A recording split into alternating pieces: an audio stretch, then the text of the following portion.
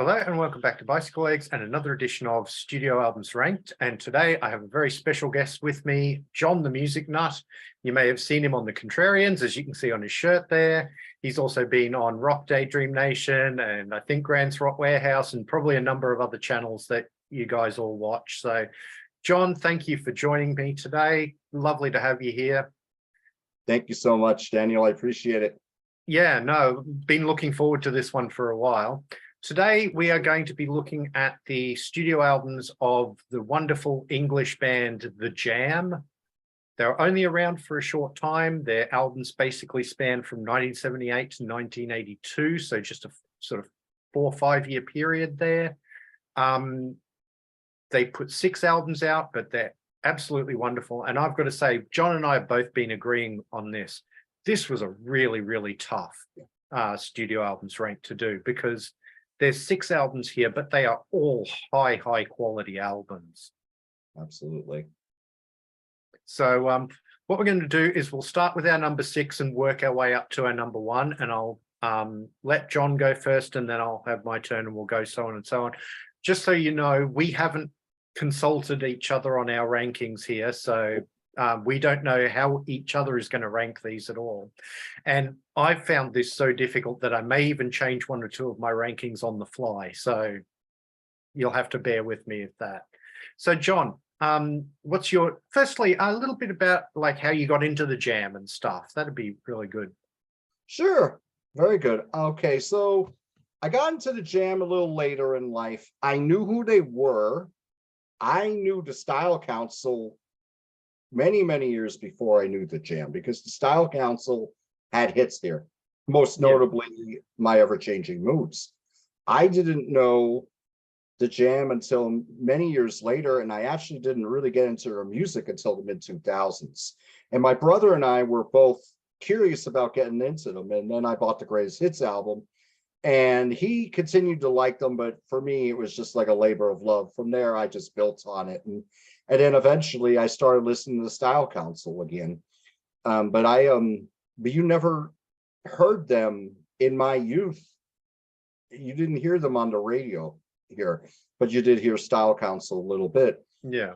But as time went on, I was like, this is a band that I think should have had more success here, because they, as we're going to get into, their catalog is fabulous. And Paul Weller's one of the great songwriters of our lifetimes, in my opinion. I mean, he could pretty much do it all, and he was a very topical songwriter as well, and very musical. I mean, as time went on, he kept changing different directions in music. I mean, he just didn't stay in one lane. He just kept expanding. So I would say I probably got into him maybe around 2005 or so. Cool. Yeah, no, I got into them, like I first heard them a little bit earlier, like I probably heard 1 or 2 of the later Jam songs in the early 80s. But again, it took me a while before I actually went and sort of fully got into the catalog and listened to all the different albums. So, but yeah, the Style Council were much bigger here too than the Jam were, although the Jam did get a little bit of radio and TV play here. I wonder if they were a little bit too British for American tastes. That's what's been said about that's when I would read up on them, and I'm like a all music geek. I mean, I've been reading all music like almost every day for the last 20 years. And then naturally, when I was getting into them and listened to them, I was like, okay, where do I start after the Greatest Hits? But you see all these albums with 5 stars, they're like, oh, there's a few places I could start, right? So yeah, I mean, they're just a wonderful band, and I mean, their music is aged very well, in my opinion. I mean, to me, they said the Clash always got a lot of credit, and fully deserved, for just expanding their sound. But the Jam have also done it very well. It's just that, yes, they've been called more British for the States, just like they said about Slade in the 70s, Yeah. So. Okay. Well, we'll start with your number 6. Surely. Yeah. All right. Now, this was not my number 6 before Daniel asked me to be part of this show, but it is my number 6 now. To quote Pete Pardo, I really like all these albums. And my number 6 is their last studio album, which is The Gift from 1982. This is the segue to the Style Council to me. This is when they really went R&B. They always had R&B in their sound, but here Paul Weller went full into it. And while there are elements from their early days in here, there are some songs that are close to punk, like Happy Together, for example. This is very R&B, heavy on the horns. You got some dub in here. You have very mellow songs that are very poppy as well. But Happy Together is a fantastic opener, and then it goes into Ghosts, which the first song that you really hear the horns, and you hear these horns throughout the album, but the songs are all different. Precious is just a great funk workout, which is killer. I love that song.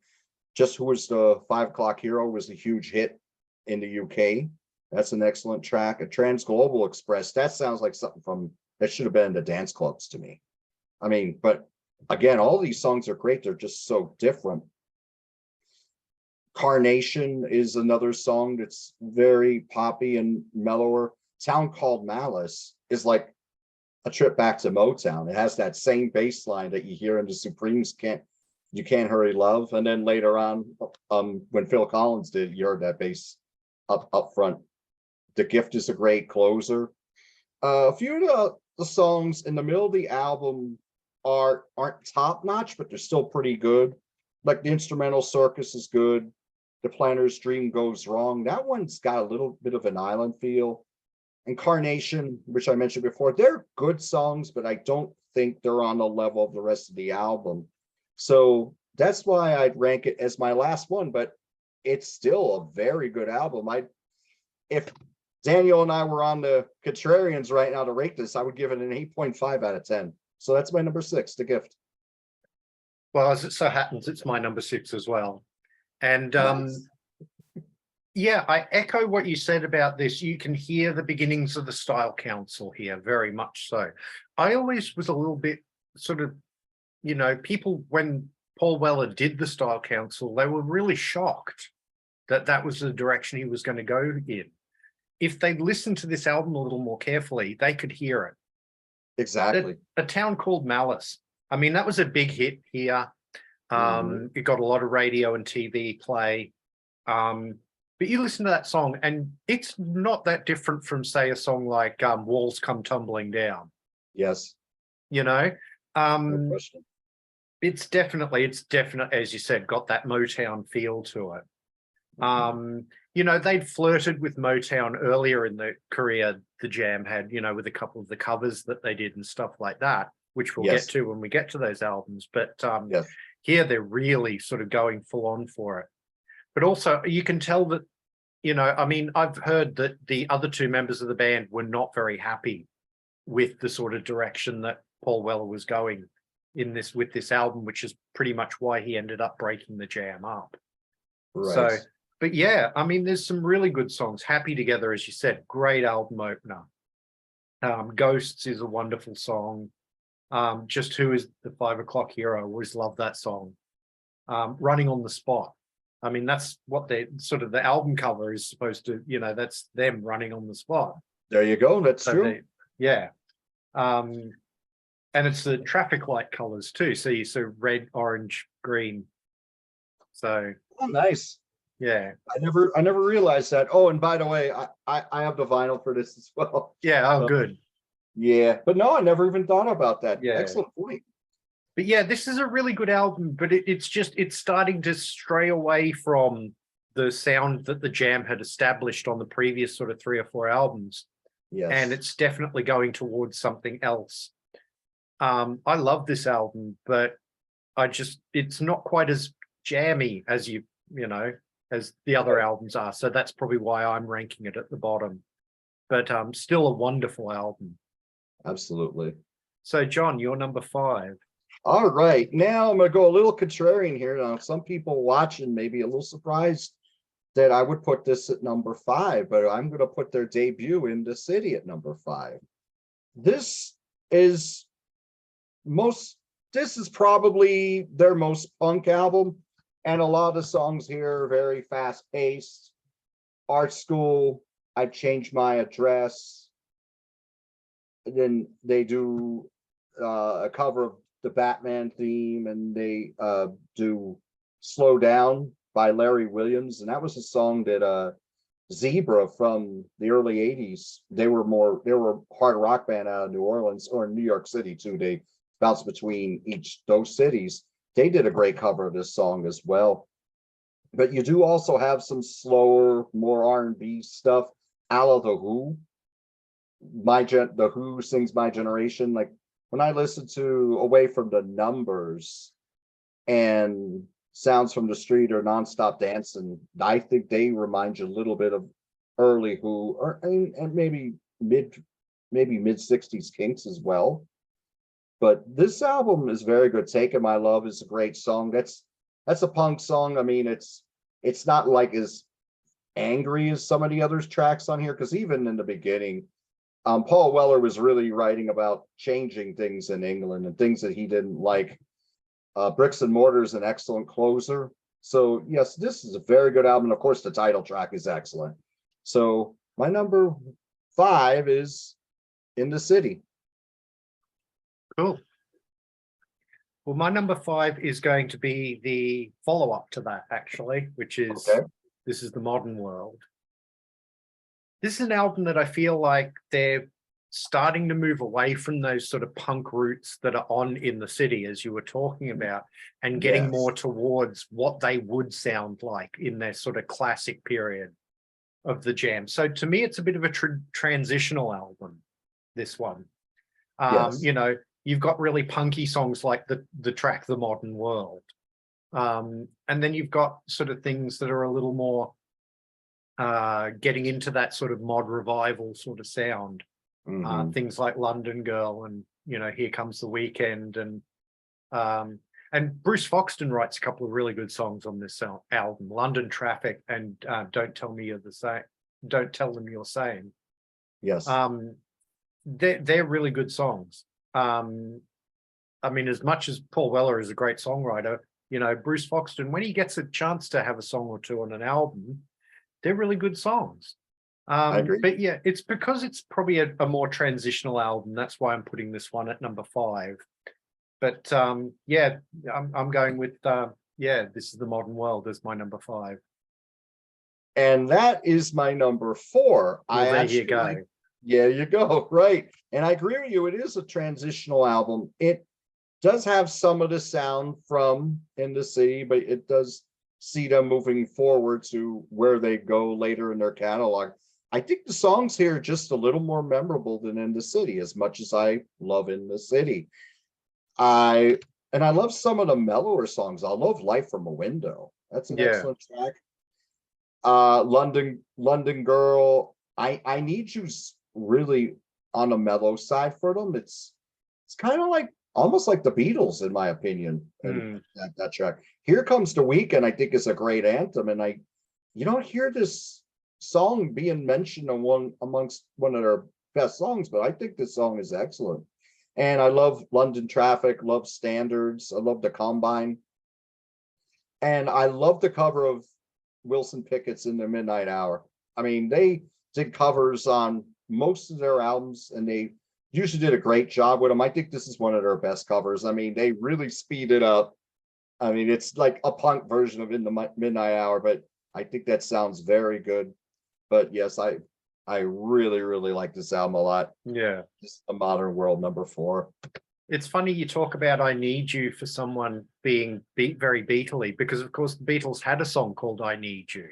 Correct. Which was on their Help album. And one of the first George Harrison songs, and it's a wonderful song. I always loved that song. Yeah, I like that song a lot myself. So this is where it started getting so hard for me in this catalog ranking, because it pains me to have this album at only number 4, because this album is sensational, and that is Setting Suns. Ooh, okay. Yeah, I could have had this at number 3. I could have even had it at number 2, but in the end, I'm going with it at number 4. It's an incredible album. You know, this is where he first met Mick, or first worked with Mick Talbot, who would end up doing the Style Council with him. Yes. He plays some keys on this album. This is the first album too where they used some outside musicians. You know, they had some horns and you know, some saxophone as well as keyboard and what have you. But you know, I mean, just some of the songs on this album, I'm just looking at them here on the label. Girl on the Phone, I mean, just a wonderful song. Thick as Thieves, Private Hell, and I mean, Little Boy Soldiers. Wasteland is an interesting song because you've got kind of got Recorder on there, you know. Yes. Which you don't hear on any other Jam album. That's true. Burning Sky, Smithers Jones, another wonderful Bruce Foxton song, and it's all done with strings. Like, it's just a vocal and a string arrangement. I believe there is a full band version that was done like as a B-side or something like that. Yes, but, there is. Yeah. And then it's got another great cover on here of Heatwave, which is another sort of Motowny kind of song. So yeah, it's a wonderful album, this, and it was really, really hard when I finally sort of went, oh, I'm probably only going to put this at number 4. I feel really guilty about it, but there you go.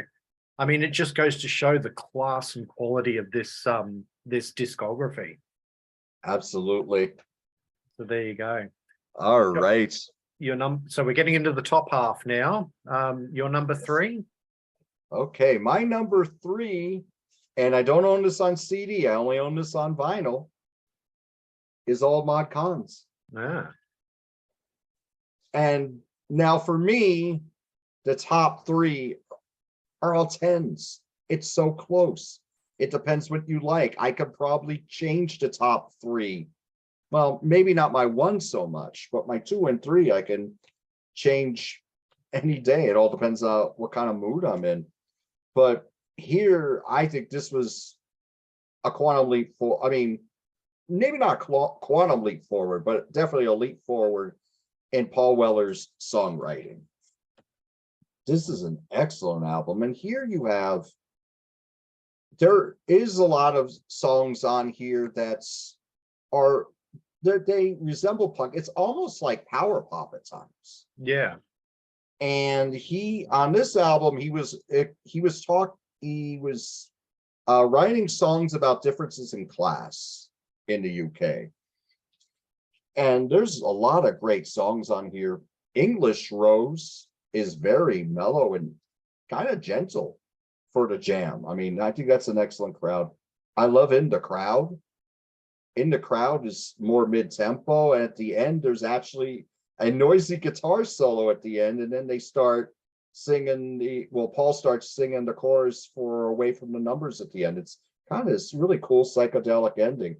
To Be Someone, Didn't We Have a Nice Time? A fantastic song right there. That's about people who are with you when you're up and then leave you when you're down. Billy Hunt is more of a punk track. The last, It's Too Bad, is more power pop. The last 2 songs are fantastic. A-Bomb and Wardour Street is excellent. And Down to Tube Station at Midnight is one of their best. That's a song about someone going into Tube, or the London Underground, they called it back then. They probably still do, and getting mugged. But the bass line in this and Paul's vocal on it is excellent. It's a raging song, but there's different changes in momentum. It's a really, really strong track. And of course, they do a cover of the Kinks song David Watts. And I think this is better than the original. It not much different. It's just faster, and you have Bruce singing harmonies on it, whereas on the original, it's just Ray Davies singing. the track. So excellent album here. The first of my three that I would give a 10 to, and that's my number 3, All My Cons. Excellent. Thank More on that later. My number 3 is going to be the debut in the city. Okay. I love the raw sort of punk energy of this album. I mean, you look at them on this cover, their haircuts say punk, their suits say mod. Yeah. And that's very much, what you're getting with the Jam at the early bits. I mean, Paul Weller is definitely singing in that punk style on this album. He's not so much singing as he's sort of barking the way a lot of the punk bands did. I mean, if you listen to songs like Art School and, the way their version of Slow Down, again, I originally knew that song Slow Down because of the Beatles cover of it. Oh, they did it too? That's right. Yeah, they did. It was for an EP or something like that. Right. But yeah. And Batman theme, of course. The Who covered the Batman theme back in the 60s as well. So that's sort of them connecting to their mod roots there, I think, anyway. But the title track, yeah, wonderful, wonderful song. Sounds from the Street.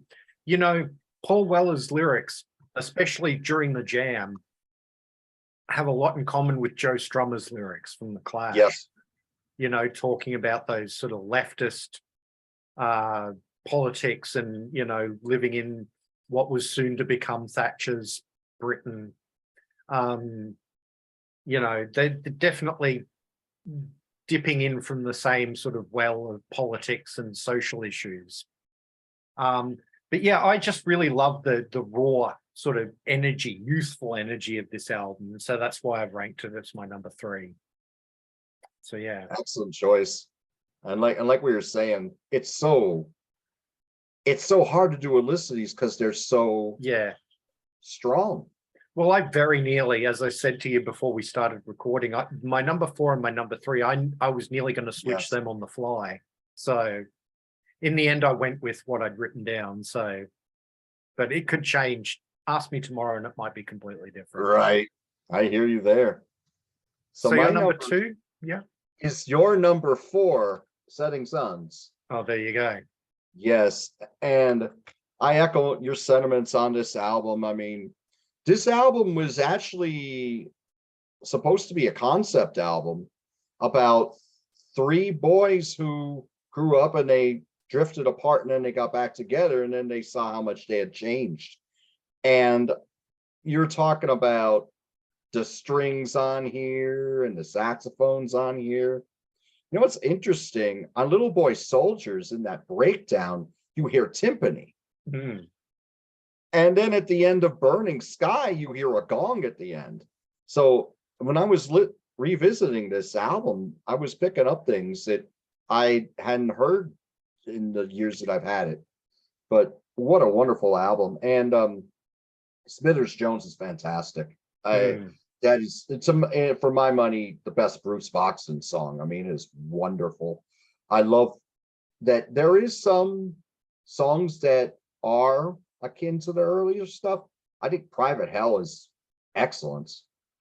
Girl on the Phone and the aforementioned Burning Sky, Thick as Thieves is wonderful. And that's more melodic. Yeah, I think. I love Eaton Rifles is one of my favorites. I don't know how I forgot to mention that song. That song is incredible. Yeah, that was about the military school that I don't know if Paul lived near a military school, if it was later on in life, but that was what it was about. And this was one of their first huge hits in the UK. Yeah, I think it got to number 3 on the charts there. Yeah, I believe you're correct. But my version, though, has a bunch of bonus tracks. And one of the bonus tracks is the single version of Smithers Jones, which the full band version, in my opinion, you can't touch the version with the strings. The strings just bring a whole new element to the song. To me, it kind of sounds like that Baroque period in the 60s. That's what it reminds reminds me a lot of. But there's also, they have some of the singles they released at this time too that weren't on any albums, and that's something we can definitely talk about later. Like Strange Town, When You're Young, Going Underground. They were all huge hits for the jam in the UK. Just like a lot of the great British bands, some of their best songs were never on the albums, like the Beatles and the Stones and Slade and the Smiths and Oasis, and so many of them. But there's also some other great tracks on here. So Sad About Us is was originally done by the Who. And then you have Hey Mister, which is a cool piano song, which is Paul and the piano, which is really cool. So if you can get a chance to get your hands on the deluxe version, which I found by accident. I just found this used, but this is Setting Suns. I do have the vinyl as well. And excellent album. This is my number 2. This was almost my number 1, just to let you know. Well, my number 2 is going to be Sound Effects. Okay. Now, this is actually the US version on vinyl, so it's got a different running order. It starts with Stars. Oh, okay. Yeah. They often did that, American companies. They would take what was going to be the lead single and put it as the first track on the album. Yeah. And of course, that's the song, very much a bit of a cop from Taxman. Yes. By the Beatles, of course. And they admitted to that. But there's so many good songs on this album. I mean, the first jam song I ever heard was That's Entertainment. Me too. So that was sort of what, and that's a bit of an unusual track. It's a bit of an outlier in the Jams catalog, being a mostly acoustic track. But although there will be a couple of others, what else is really great on this album? Music for the last couple is mostly instrumental. It's just got a couple of little couplets of lyrics, but it's also the only track where all 3 members get credited as writing the track. Okay. So that's an interesting one. Dreamtime and Man in the Corner Shop are really great too. Boy About Town. I mean, there's so many great songs on this album, and I'm sure you're going to fill us in more on this, because having done the maths, I think I know what your number 1 is. Yes, sir. All right. And I echo your sentiments completely. What I really love about this album is the variety. And another thing I really love is the bass is really up front on here. You can really hear Bruce Boxton's lines. Pretty Green. I mean, that bass opens up Pretty Green, which is a wonderful track. Great opener. Monday is just a beautiful love song. Yeah. Excellent. But I'm Different Now. To me, that's power pop. 1 minute, 45 seconds. Just never lets up. So melodic. Excellent track. Set the House Ablaze. That's more to their angrier earlier days, but it's a long track and it goes through a few different things on it. And the rest of the album, I mean, as you mentioned, Daniel, I mean, Start, I mean, it's a tribute to Taxman in a way, but excellent track. That's Entertainment is beautiful song. And it is an outlier. I love the harmonies on that song. I love the backing vocals. I think that's what really makes the song. I love Boy About Town and Man the Corner Shop. They're more melodic than mellower. And Scrape Away is a killer closer. That bass line is excellent. And like kind of evil too. I mean, it's an excellent track, but this is my number 1, and I do have the American version, although it was made in Germany. That's what it says on the back here. But yes, my number 1 is Sound Effects. Well, as people guessed, if they've been following along, is All Mod Cons. Yes. And I think this was always going to be my number one. To me, this is the quintessential Jam album. You know, if you wanted to ask what does the Jam sound like, I would give you this album. Because things like, I mean, it starts the All Mod Cons at the beginning is just an incredible track. To Be Someone. Again, that song kind of cops from Taxman as well. I don't know if you've ever really noticed that, but it really does. No. It really has that. That's true. Yeah. Mr. Clean. I mean, great sort of social commentary track, that one, you know. David Watts, great cover version. Just incredible. And again, very much a hat tip to their mod roots, because it's a cover of a Kinks song, you know, and the Kinks, along with the Who, were very much one of the sort of iconic mod bands, weren't they? Yes. And The In Crowd, incredible track, and yeah, very psychedelic at the end with the sort of backwards guitars and and things like that. It's wonderful. I would love to have heard them do a little bit more of that. Yes, I agree. Billy Hunt, again, great opener to side 2, and yeah, it is a bit more sort of earlier, punkier sort of thing. It's Too Bad is a great song. Fly, I absolutely love that song. That song is beautiful. The Place I Love, and then yeah, you said the last 2 tracks are absolutely killer, and they are A-Bomb in Water Street, and then Down in the Tube Station at Midnight. They really managed to grasp the mood of that song, like the lyric. They grasp it in the music, and you feel the tension and the sort of the eeriness of what's about to happen. But yeah, I mean, absolutely. And then even that back cover, you got that wonderful, beautiful Rickenbacker guitar. Yeah, that's true. You know, absolutely gorgeous. But yeah, if anybody asked me, what does the Jam sound like, I would point them to this album. And that's why it's my number one. I can't argue with that at all. I mean, like I said, those top, the middle part of their catalog is formless.